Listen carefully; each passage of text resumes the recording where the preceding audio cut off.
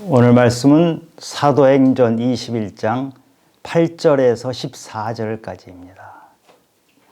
이튿날 떠나 가이사랴에 이르러 일곱 지사 중 하나인 전도자 빌립의 집에 들어가서 머무르니라.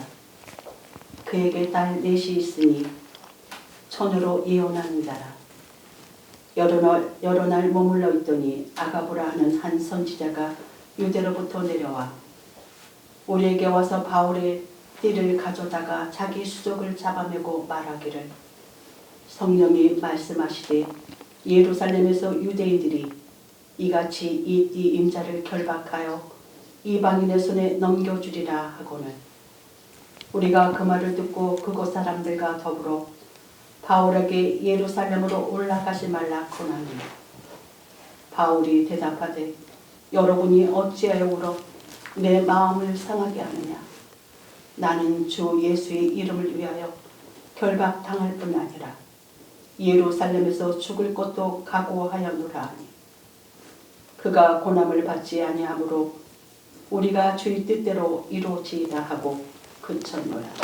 아멘. 오늘 본문을 보면 바울을 사랑하는 사람들, 함께 했던 사람들은 바울더러 예루살렘으로 가지 말라고 합니다. 그런데 바울은 예루살렘을 가겠다고 합니다. 가지 말라고 하는 사람이나 가겠다고 하는 사람이나 둘 다 성령에 따라서 그렇게 한다고 합니다. 성령은 하나 아닌가요? 성령은 하나님의 영이고 진리의 영이면 성령은 이쪽이나 저쪽이나 똑같은 말을 해야지, 이 사람에게 다른 말하고 저 사람에게 또 다른 말하고, 성령이 그런 성령인가요?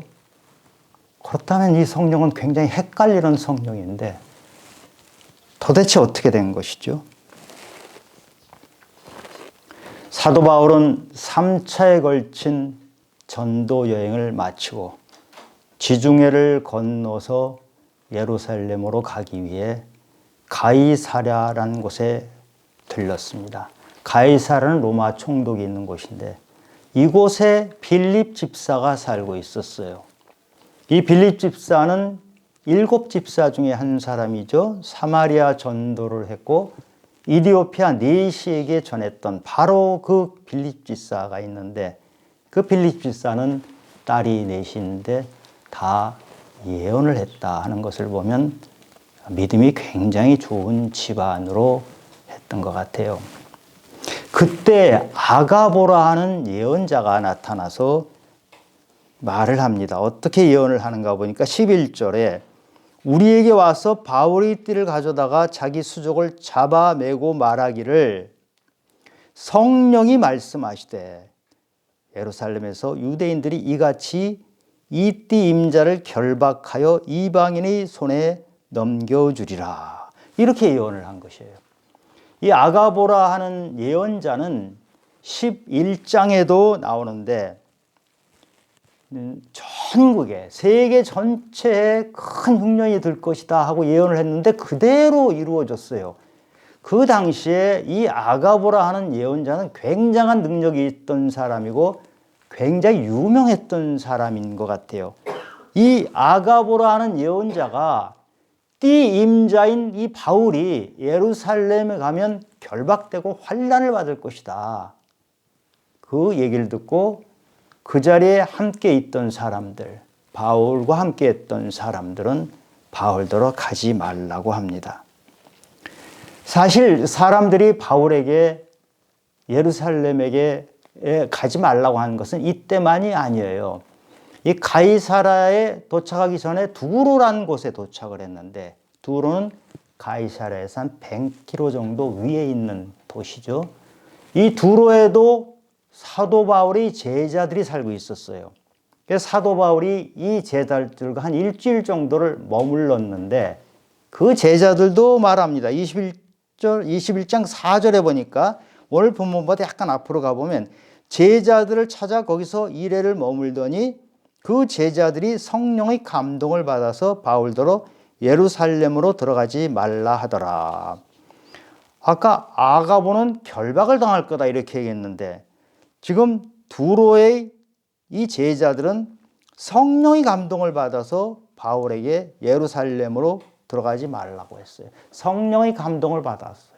성령이 말씀하시는 것에 따라서 그렇게 한 것이죠. 그런데 이렇게 사람들이 예루살렘에 가지 말라 하는 이 말을 듣고 바울이 어떻게 합니까? 13절에 보니까 바울이 대답하되 여러분이 어찌하여 울어 내 마음을 상하게 하느냐. 사람들이 막 울면서 가지 말라고 할 정도로 그렇게 적극적으로 말렸던 것 같죠. 나는 주 예수 이름을 위하여 결박당할 뿐 아니라 예루살렘에서 죽을 것도 각오하였노라. 사람들이 그렇게 가지 말라고 하지만 바울은 가야 됐다. 그래도 가야 한다. 이렇게 얘기를 하고 그래서 결론적으로 어떻게 되나요? 14절에 그가 권함을 받지 아니하므로 우리가 주의 뜻대로 이루어지다 하며 그쳤노라. 바울이 완강하게 예루살렘을 가겠다 하니까 사람들이 그러면 바울 선생님이 원하시는 대로 하고 싶은 대로 하십시오. 저희들은 기도를 하겠습니다. 이렇게 해서 마무리가 된 것입니다. 오늘 본문 이 길을 읽으면 어떤 느낌이 드세요? 혹시 이런 생각이 들지 않으세요? 참 바울이라는 사람 웬간히 고집이 세구나. 참 저렇게 그 전도를 열심히 하긴 하는데 아유 정말 고집이 보통이 아니네. 이런 생각이 좀 드시죠? 근데 바울이 지금 자기 고집 가지고 하는 것이 아니에요. 바울도 성령에 따라서 예루살렘을 가겠다고 하는 것이에요. 가지 말라고 하는 사람도 성령에 따라서 했지만 가겠다고 하는 바울도 성령에 따라서 가겠다고 하는 것이에요. 에베소에 있을 때부터 바울은 가겠다, 예루살렘 가겠다 하는 말을 합니다. 19장 21절에 보면 예루살렘으로 가기로 작정하여 이르되 내가 거기에 갔다가 후에 로마도 보아야 하리라 이렇게 말을 해요. 그리고 바울이 에베소의 장로들과 작별하는 장면이 있죠. 20장 22절에 나오는데 그때 이 장로들에게 뭐라고 하냐면 보라 이제 나는 성령에 매여 예루살렘으로 가는데 거기서 무슨 일을 당할지 알지 못하노라. 바울이 예루살렘을 가겠는데 그냥 가는 것이 아니고 내 생각 가지고 가는 것이 아니고 성령에 매워서 성령이 강하게 강권적으로 나를 이끌기 때문에 가는 것이다. 이 말을 해요. 그러면서 계속 이어서 하는 말이 20장 23, 24절에 보면 오직 성령이 각성해서 내게 증언하여 결박과 환난이 나를 기다린다 하시나 예루살렘에 가면 결박과 환난이 있다고 해요. 그러나 내가 달려갈 길과 주 예수께 받은 사명 곧 하나님의 은혜의 복음을 증언하는 일을 마치려 하면은 나의 생명조차 조금도 귀한 것으로 여기지 아니하노라. 성령께서 바울에게 이미 예루살렘에 가면 결박과 환난이 기다린다는 걸 말씀해 주셨어요. 그럼에도 불구하고 나는 예루살렘을 가야 합니다. 이것이에요. 그것뿐만이 아니에요. 3차 전도여행의 마지막 머물렀던 도시가 고린도거든요. 고린도에서 3개월을 머물러요. 바울은 이때 로마에 있는 성도들에게 편지를 씁니다. 이것이 로마서예요. 바울은 로마서를 쓸 때 로마에 한 번도 가보질 않았어요. 그러나 거기에는 교회 공동체가 이미 만들어져 있었고 바울과 함께 동역했던 사람이나 바울과 함께 했던 사람들이 여러 사람이 이미 로마에 가 있었어요. 로마서 16장에 보면 그분들에게 안부를 전하는데 보면 총 27명이나 돼요. 거기에는 아굴라와 브리스길라도 있고요. 예수님 십자가 억지로 메었던 구레네 시몬의 아내와 구레네 시몬의 아들 루포도 거기에 살고 있었어요. 이렇게 바울이 이미 아는 사람들도 제법 많이 가 있는 그 로마의 성도들에게 로마서를 쓰면서도 그때 내가 로마를 간다. 그런 얘기를 하거든요. 이 로마서 15장 26절에 보면 마게도니아와 아가야 사람들이 예루살렘 성도 중 가난한 자들을 위하여 기쁘게 얼마를 연보하였음이라. 이게 무슨 말이냐면 바울이 예루살렘에 가는 것은 마게도니아와 아가야에서 연보를 받은 것, 헌금 받은 것을 예루살렘 교회를 돕기 위해서 가져가는 거예요. 작은 교회가, 이제 새로 개척한 교회가 본부인 예루살렘 교회를 돕는 아주 희한한 현상이죠. 믿음의 식구들은 개척교회라 하더라도 큰 교회, 본부인 교회를 도와줄 수 있는 것입니다. 그리고 이어서 28절에 보면 그러므로 내가 이 일을 마치고 이 열매를 그들에게 확정한 후에 예루살렘에서 내가 할 일을 다 마치고 너희에게 들렸다가, 여기서 너희는 로마에 있는 성도들이잖아요. 로마에 들린다는 것이에요. 그리고 서바나로 가리라. 서바나는 스페인이에요. 이 바울은 이 뒤에 이어지는 것을 보면 예루살렘 거쳐서 로마까지 갔다가 감옥에 갇혔다가 서바나, 스페인까지 갔다. 이제 그렇게 얘기를 하는 거죠. 실제로 바울은 예루살렘에 갔고 또 로마까지 갔어요. 예루살렘에 갔을 때는 결박을 당했어요. 감옥에 투옥당한 거예요. 그리고 환난을 당했어요. 매도 맞았어요. 예언했던 그대로 다 이루어진 것이에요. 그런데 성령이 똑같은 말을 했는데 가지 말라는 사람이 있고 가야 되겠다는 거고, 이게 어떻게 성령이 이렇게 했느냐, 이 질문을 우리가 하는 것이잖아요. 성령이 말씀하신 게 뭐예요? 성령이 말씀하신 것은 바울이 예루살렘에 가면 결박과 환난을 당한다. 그것이 성령의 말씀이에요.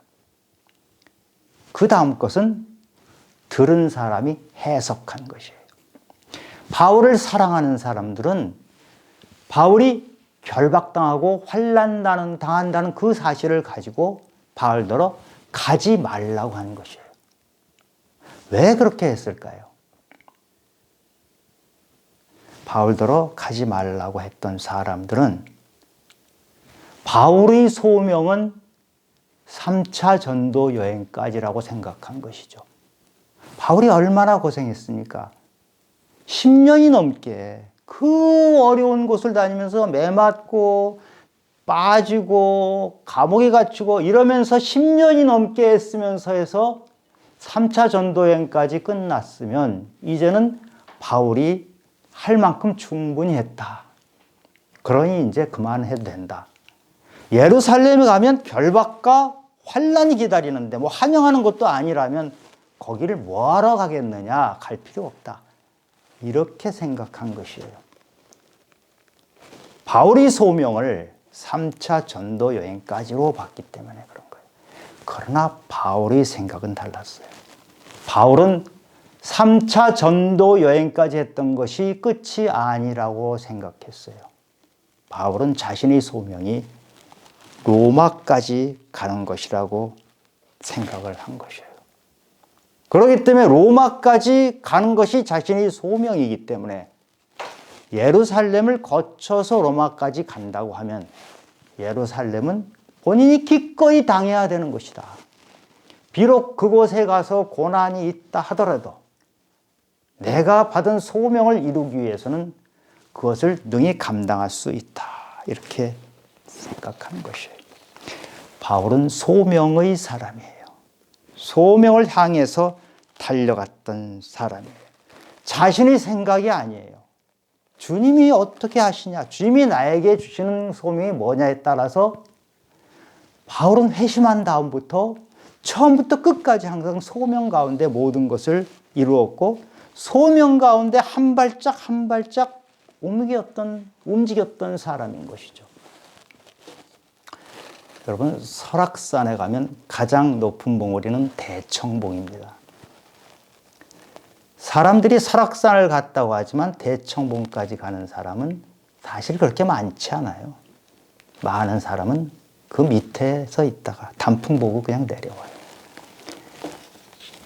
설악산에 가서 대청봉까지 가야 되겠다고 하는 사람은 작은 봉우리를 넘어서 대청봉까지 가는 거예요. 왜 작은 봉우리를 넘어갑니까? 기쁘게 가거든요. 대청봉 가기 위해서 그런 거예요. 그러나 대청봉을 갈 생각이 없는 사람은 그 작은 봉우리 앞에서 도시락 놓고 그 앞에서 즐기죠.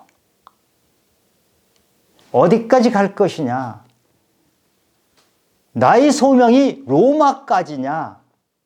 아니면 3차 여행으로 끝난 것이냐에 따라서 생각이 완전히 정반대가 되는 거예요. 성령은 똑같은 말씀을 주신 거예요. 우리가 기도할 때 똑같은 말씀을 주시는 거예요. 받는 사람이 자기 처지에 따라서 다르게 해석하는 것이죠. 빌립보서 3장 14절에 보면 표대를 향하여 그리스도 예수 안에서 하나님이 위에서 부르신 부름의 상을 위하여 달려가노라. 이게 바울의 고백이잖아요. 표대를 향하여. 바울은 항상 표대를 생각했어요. 자기가 가야 될 표대, 목표, 목적지. 그것이 로마였던 것이죠. 우리 사도행전을 보면요. 보통 사도행전은 사도 바울의 이야기라고 보통 생각을 하잖아요. 맞아요. 사도 바울의 이야기가 가장 중요하게 많이 나와요. 그게 13장부터 해서 28장까지 총 16장에 걸쳐서 나오거든요. 근데 그 중에 절반만이 1, 2, 3차 여행이고요. 나머지 절반이 오늘 얘기한 예루살렘을 거쳐서 로마까지 가는 것을 쭉 과정을 적어놓은 거예요. 우리는 보통 사도행전 하면 1, 2, 3차 여행만 생각을 해요. 그러나 바울은 다른 사람이 가지 말라고 했던 예루살렘을 갖고 로마까지 갖고 하는 그 스토리가 바울 이야기 절반이라는 것이에요. 그만큼 중요하다는 것이에요. 하나님께서는 바울이 다른 사람의 만류에도 불구하고 예루살렘을 가고 로마를 가는 그 길에서 하나님은 또 역사를 하세요. 바울이 다메섹 도상에서 받았던 소명이 있죠. 너는 이방인과 임금님과 이스라엘 사람들 위해서 택한 나의 그릇이다. 하나님 말씀하셨는데 그 중에 너는 임금님에게 전할 사명을 가진 자다 하는 말씀이 이루어지는 거예요. 바울이 예루살렘에 갔을 때 벨릭스 총독, 로마 총독, 베스도 총독, 로마 총독이죠. 그 다음에 유대를 당시 통치하고 있던 유대 왕 헤롯 아그리빠 왕, 이런 사람들을 만나거든요. 그거 우리 보통 전도자는 못 만나요. 그런 사람들. 그 지역의 최고 통치자들, 임금님들이거든요. 그리고 로마까지 가잖아요. 로마에 가서 로마 황제의 재판을 받았어요. 재판을 받는다는 것은 원고 피고가 있으면 피고가 된 바울이 자신을 설명했을 거 아니에요. 황제 앞에 가서도 자신의 신앙과 자신이 걸어갔던 길을 설명을 했을 거예요. 전한 거예요. 로마 황제가 받았건 안 받았건 관계없이 재판정에 많은 사람이 있었을 텐데 바울은 그 앞에서 로마 황제 앞에서 말씀을 전한 거예요. 이것은 바울이 자기 소명을 끝까지 붙들었기 때문에 가지 말라고 하는 그 길을 끝까지 붙잡고 갔기 때문에 이루어진 것이에요. 하나님이 이것을 귀하게 평가하십니다. 우리가 교회에 나오는 사람들을 나눠보면 세 가지로 나눌 수 있어요. 첫 번째는 그냥 교인입니다. 교회에 그냥 왔다 갔다 하는 사람. 보통 썬데이 크리스찬이라고 하죠. 이런 분들은 사실 구원에도 별로 관심이 없어요. 말씀이 혼과 영과 골수를 쪼개고 깨트린다고 하는 것은 자신을 깨닫는 건데 말씀이 자신을 깨달아야 되는데 그냥 교인은 말씀이 스쳐 지나가는 바람이에요. 그냥 왼쪽 귀로 왔다 오른쪽 귀로 싹 지나가면 끝이에요. 나하고 아무런 관계가 없어요.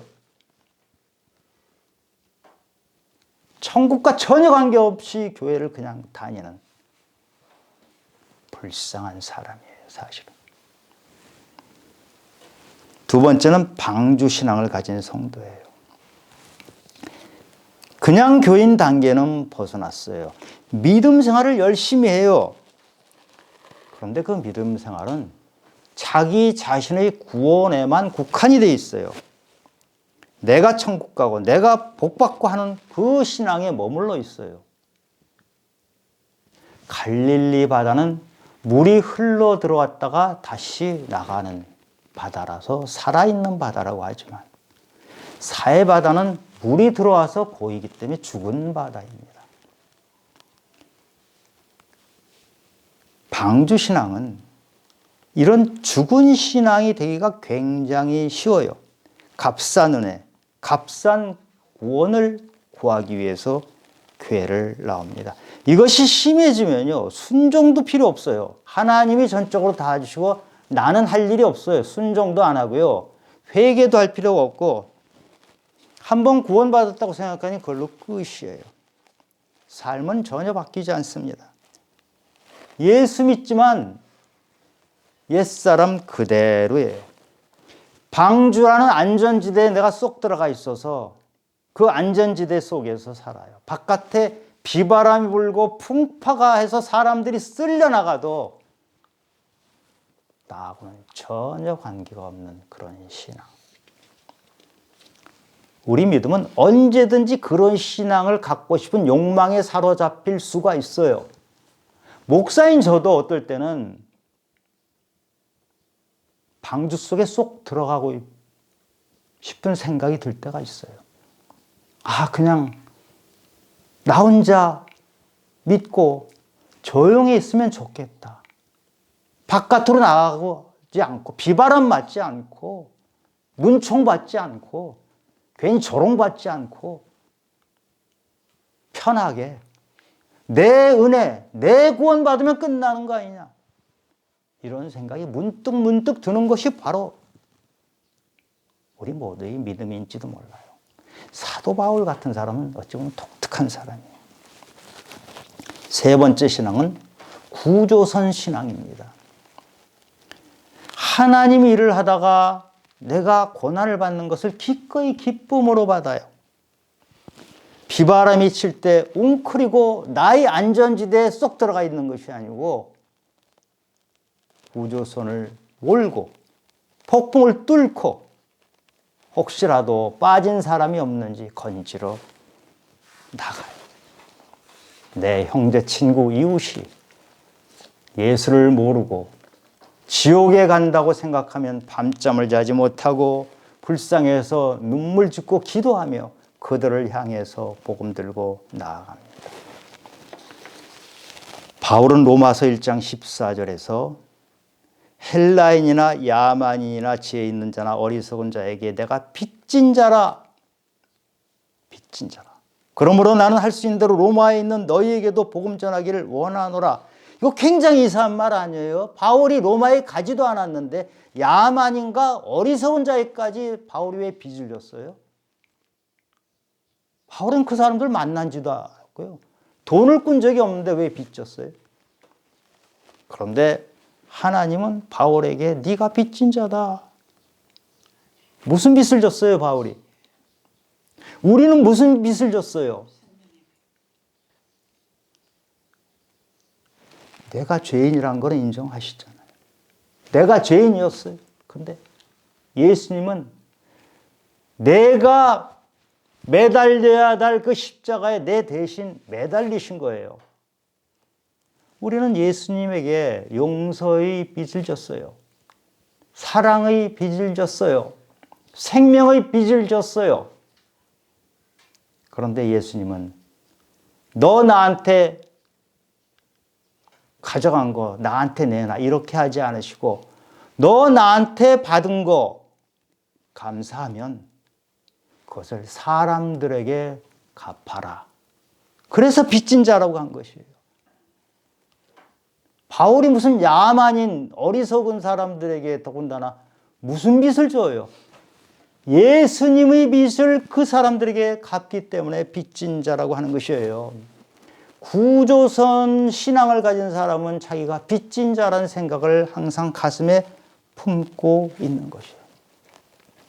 사람들은 바울에게 예루살렘으로 가지 말라고 하지만 바울은 예루살렘을 가야 되는 것은 자기가 빚진 자이기 때문에, 로마까지 가야 되는 것은 자기가 빚진 자이기 때문에 하나님께서 소망을 다 주셨어요.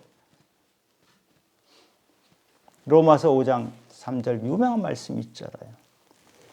환난이 인내를, 인내가 연단을, 연단이 소망을 주는 줄 안다. 환난에서 시작하지만 소망으로 가요. 그래서 환난을 기뻐한다고 했어요. 바울은 지금 예루살렘을 향해서 가는 그 길이 기쁨으로 가는 소망의 길이에요. 말리는 사람들은 바울의 소망을 바라보지 못해요. 바울이 당하는 고난만 바라봐요. 그러나 바울은 그 소망, 자기에게는 소망이지만 하나님이 주신 소명이거든요.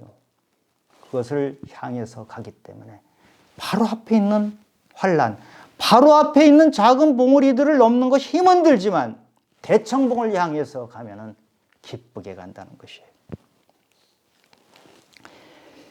참 저는 가만히 생각하면 공부를 제일 열심히 했을 때가 고3 때인 것 같아요. 참 열심히 했던 것 같아요. 밤잠을 못 잘 때도 많았고요. 도시락을 2개 싸갖고 다니면서 무슨 해수욕장을 가고 놀러 가고 이건 꿈도 못 꿨죠. 새벽부터 밤까지 그렇게 공부를 했던 것 같아요. 힘이 들죠. 거의 쓰러질 정도로 힘이 들죠. 그런데 왜 그렇게 힘든 일을 합니까? 대학을 가려고 그런 거잖아요. 대학을 가려는 목표가 있는 사람, 대학을 가려는 소망을 가진 사람은 힘이 들지만 그 시간을 기꺼이 인내하면서 이겨내는 것이에요. 이것이 바로 구조선 신앙을 가진 사람이 살아가는 믿음의 방법이에요. 바울은 가슴에 로마를 품고 있었어요. 로마를 가슴에 품고 있었기 때문에 예루살렘에서 당하는 고난은 기꺼이 당하는 고난이다. 왜 로마까지 가야 됩니까? 로마는 제국의 수도, 황제가 사는 곳, 로마의 영향력 있는 사람들이 사는 곳, 모든 길이 로마로 통한다고 했던 곳에 그 도로가 발달되고 모든 중심에 다 모든 것이 모여있는 그 중심에 가면 말씀이 전해지는 파급력이 다른 데 가는 것은 상상할 수 없이 큰 것이에요. 이 믿음의 사람이 로마로 가서 고초를 당하고 황제 앞에서 재판을 당하고 하는 것이 그때는 고난인 것 같지만 그 심장부에서 했던 그것이 결국은 세계에 예수를 알리는 그런 기회가 된 것이죠. 저는 우리 교회에는 그냥 교회는 없다고 생각해요. 구원도 관심 없고 무슨 동호회 다니듯이 그렇게 교회를 다니는 사람은 없을 겁니다. 그런데 교회들에 보면 이런 불쌍한 교인이 굉장히 많아요. 여러분, 방주 신앙 정도면 괜찮다고 생각하세요? 많은 사람들은 사실 방주 신앙에 머물러 있어요. 그런데 방주 신앙, 나 혼자 믿고 나 혼자 은혜 받고 은혜 하면서 신앙생활했던 그 신앙 가지고 나중에 하나님 앞에 섰을 때 하나님이 말씀하세요. 너는 너 혼자 믿고 한 사람도 전도하지 않고 한 사람에게도 불쌍한 마음 가지지 않고 한 사람에게도 은혜를 전할 생각도 하지 않고 네 형제와 네 이웃이 죽어가는데 너만 나 앞에 왔구나. 저기 제일 끝자리로 가라. 하나님이 질책하세요. 저는 우리가 방주 신앙에 머무르지 말고 구조선 신앙까지 가기를 원합니다. 그냥 머물러 있으면 나무가 자라다가 어느 순간에 나무가 그대로 있으면 살아있는 나무가 아니고 죽은 나무예요. 방주신앙은 자기 자신은 은혜 받고 자기 자신은 즐겁고 자기 자신은 기뻐하는 것 같지만 한 걸음 떨어져서 보면 매일매일 죽어가는 신앙이에요. 한 발짝씩이라도 앞으로 나가기 바라요. 한 치라도 앞으로 가기 바라요. 사도행전을 우리가 함께 나누면서 사도 바울의 발자국을 한 발짝씩이라도 밟아가기를 바라요. 고난받으면서도 뻔히 알면서도 예루살렘을 향해서 갔던 그 고난의 길을 우리는 똑같이는 할 자신이 없어요. 그러나 한 발짝씩은 갈 수 있다고 생각이 듭니다. 바울은 꿈의 사람이에요. 로마를 향한 꿈이 있었어요. 하나님은 그 소명을 주신 바울은 그 소명 붙들고 그것이 바로 로마를 향하는 자기 꿈이기 때문에 예루살렘에 고난이 있다는 것을 알면서도 기꺼이 갔던 것이에요. 바울에게는 로마를 향한 꿈이 있었어요. 우리의 꿈은 뭐지요? 우리는 어떤 꿈을 가지고 있어요? 안전지대에 머물러 있는 것이 꿈이에요? 바깥에 비바람이 치고 사람들이 울부짖는데 지옥으로 떨어진다고 하는데 나 혼자 예수 믿고 은혜하고 찬양하고 하면 그것이 꿈이에요? 나의 꿈이 하나님의 꿈이 되기를 원합니다. 우리 믿음이 하나님의 꿈을 이루어드리는 그런 믿음이 되기를 축원합니다. 하나님 아버지, 항상 믿음이 부족함을 느낍니다. 안전지대에 머물고 싶은 욕망이 있습니다. 그러나 믿음의 사람들은 그렇게 머무르지 않았습니다. 우리가 말씀을 들어도 사도행전을 봐도 그냥 머물러 있고 그 자리에서 둥글고 있는 나태한 신앙이 아닌지 모르겠습니다. 그 신앙은 살아있으나 죽은 자 같은 신앙이라는 것을 머리로는 알면서도 가슴은 움직이지 않고 팔다리는 움직이지 않는 그런 신앙에 머물러 있지 않도록 하나님 아버지 강권적으로 저희를 인도해 주시옵소서. 성령의 인도함을 똑같이 받아도 꿈이 없는 사람은 그 자리에 머무릅니다. 그러나 로마를 향한 꿈이 있었던 바울은 결국은 로마까지 갔습니다. 아버지 하나님, 저에게도 그런 꿈을 주시옵소서. 모든 말씀 예수님 이름으로 기도드렸습니다. 아멘.